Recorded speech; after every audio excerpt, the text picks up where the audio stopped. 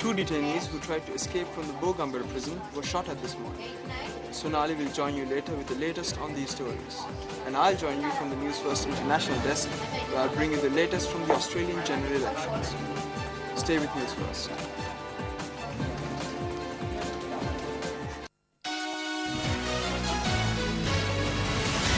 News First Weekend with Sonali Wanikabadige.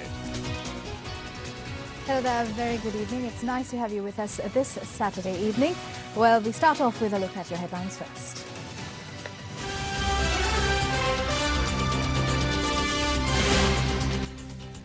A suspect who attempted to escape from Bogambara prison shot dead. Investigations into the incident where question papers at an examination centre in Ratnapura were changed and distributed, handed over to the CID. 17 individuals arrested in connection with a racket where fuel has been mixed with low-grade oils and redistributed. A group of residents from Ratnapura charged that their houses received after the tsunami disaster are not up to standard. Two suspects who attempted to escape from the Bogambara prison were shot at by prison officials today. According to the Commissioner General of Prisons, Major General V.R. De Silva, one suspect had died while the other was arrested. According to the Commissioner General of Prisons, the two suspects who had attempted to escape from the Bogambara prison were detained in remand custody. The suspects had attempted to flee by removing roofing tiles from the third floor of the prison complex and using a bedsheet which they had utilized as a rope. Although prison officials had ordered the suspects to halt on several occasions, they had not heeded the orders. The Commissioner General of Prisons, Major General V.R. De Silva, said that prison officials had shot into the air to stop the escapees. However, as the suspects did not stop, the prison officials were forced to shoot at them. One suspect died as a result. The other suspect who attempted to escape from the Bogambara prison was an army deserter who was subsequently arrested by prison officials. Both suspects were detained in remand custody on minor charges. According to our correspondent, the body of the deceased is currently lying at the morgue of the Kandy Hospital. The post-mortem examination is scheduled to be held tomorrow. The Commissioner General of Prisons commented that most of the individuals who devised plans to escape from prisons were army deserters who committed various crimes. Meanwhile, a detainee who had tried to escape while he was being transported from Kandy to Colombo was shot at by prison officials on the 11th of last month. In the same manner, 9 suspects who were detained in a cell in the Maligakanda Courts complex in Colombo following their trial were able to escape on the 7th of June. The individuals had escaped by cutting through an iron mesh. The Commissioner General of Examinations has decided to hand over investigations pertaining to an incident where question papers at a GCE Advanced Level Examination Centre in Ratnapura were changed and distributed to the Criminal Investigation Department. Commissioner General of Examinations Anura Idris Singh has said that suspicions have arisen as to whether the incident was an act of sabotage. The head invigilator in charge of that hall as well as his deputy have both been removed from examination duties with immediate effect. The second question paper of the English subject was distributed to students at the examination centre located at the Sumana Girls' School in Ratnapura during the time allocated for the first English question paper. Students facing the examination were inconvenienced due to this. The Secretary to the Ministry of Education, Sunil Sirisena, said that a special investigation into this incident is currently underway. He added that the Commissioner of Examinations has been advised to hand over the report in this regard as soon as possible. Meanwhile, Commissioner General of Examinations Anura Idris Singh says that the package in which the papers are sealed bear writing which specifically states whether the papers are to be distributed during the morning session or afternoon session.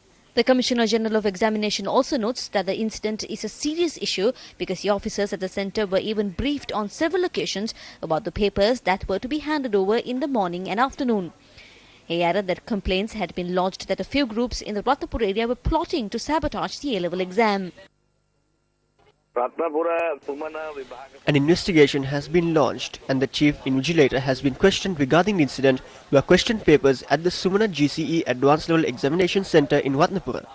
We hope to change the Chief Invigilator before the next examination paper takes place and conduct a thorough investigation.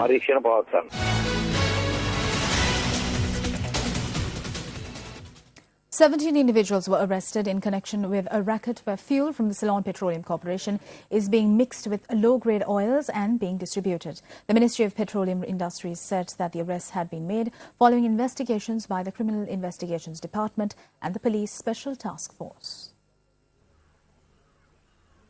The Criminal Investigations Department raided several outlets which sold fuel mixed with low-grade oils yesterday.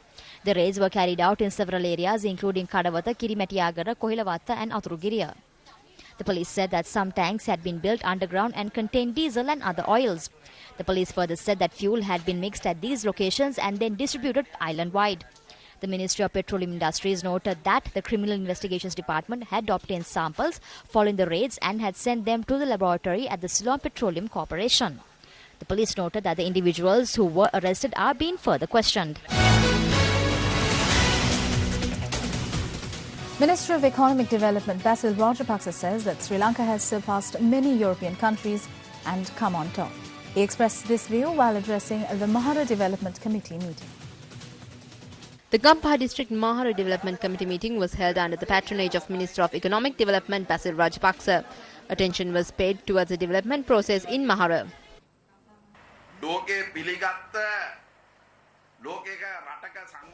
When compared to any development progress chart, we are always in the lead. The inflation rate of our country at present is at a very low level. When compared to India and China, we are at the same level, but when considering countries from the European Union, we have surpassed them and we are at a higher level. All these loans we took during our president tenure were for development purposes. It has been added to our assets. This has lessened when compared to Ranil Wickremesinghe's tenure as Prime Minister in 2002 to 2003.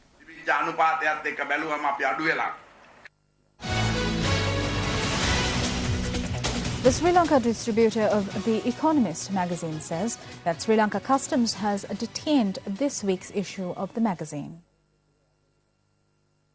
According to the distributors of the magazine, this week's issue of The Economist carries an article of Sri Lanka under the title Sri Lanka's Post-War Recovery, Rebuilding at a Cost. The chairman of the Vijayapa Associates, the exclusive distributor of The Economist magazine to Sri Lanka, expressed these views to News First in this regard.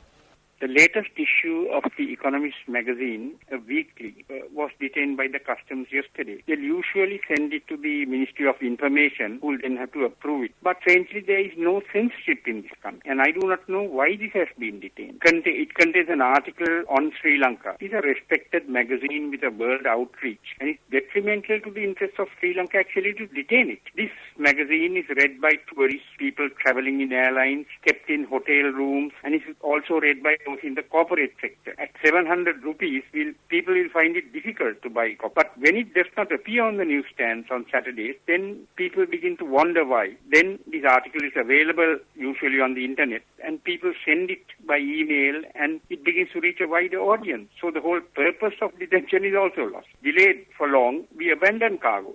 The government then loses revenue in VAT, port and airport levy, and nation building tax. Still in news from the local arena, Deputy Leader of the United National Party, Parliamentarian Karu Jayasuriya says that the time is opportune for all Sri Lankan political forces who are opposed to the tyrannical course of the present regime to come together to preserve the future.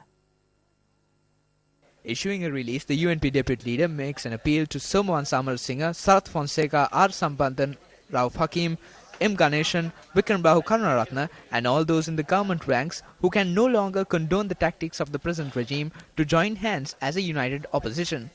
Karu Jayasuriya goes on to say that though the country is no longer at war, the country struggles against the forces of hatred and discord which threatens a hard-won peace. In the release, the UNP Deputy Leader goes on to say that students are dying at the hands of law enforcement, media organizations are being torched, international organizations are being laid siege to, infants and toddlers are dying from mosquito-borne diseases, the cost of living escalates on a daily basis, and the government continues to do as it pleases. The release further states that the country's economy is badly weakened, health and education systems are in doldrums, and the country's critical industries are under siege by the removal of the EU's GSP Plus concessions. Karu Jayasuriya states that Sri Lankans continue to put up with the sins of this regime because they lack a credible alternative. Accordingly, the Deputy Leader of the UNP calls upon all parties of the opposition to join together in shedding differences, letting go of old wars and separate ideologies in order to unite and emerge stronger than ever against a common enemy.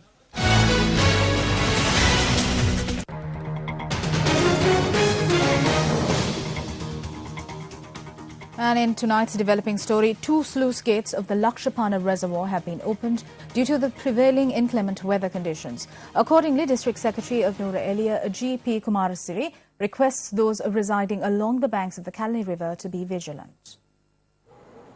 Catchment areas around hydropower plants in the Noor Elia district are receiving rain at present. The water levels of the Lakshapana Reservoir has increased following heavy rain, and accordingly 2 sluice gates of the reservoir had to be opened. The irrigation department says that the water levels of the Kaluganga is also increasing. The water level currently stands at 4.5 meters. An earth slip had occurred in the Varathan area along the Gannoru-Katugastura road in Kandy. According to our correspondent, however, the officials of the Road Development Authority have cleared the road by now. According to the meteorology department, the island may receive rain during the next 24 hours due to the turbulence experienced in the atmosphere. Minister of Plantations, Mahinda Samarsinghe, says that the country needs to recover economically to get back to normal. The minister expressed this view while addressing a function in Colombo yesterday. According to Minister Mahinda Samarsinghe, the replanting of tea plants is an absolute prerequisite for the survival of the tea industry. He said that his ministry is in the process of formulating the relevant regulations to ensure that 2 to 3% replantation is made compulsory. Addressing the 156th Annual General Meeting of the Planters Association of Ceylon yesterday, the minister further commented on the salary issue of the plantation industry. And we are looking at the possibility of putting in place an outgrowth system so that if it is structured well, there would be that motivation on the part of the workers on the plantations to go in for more productivity.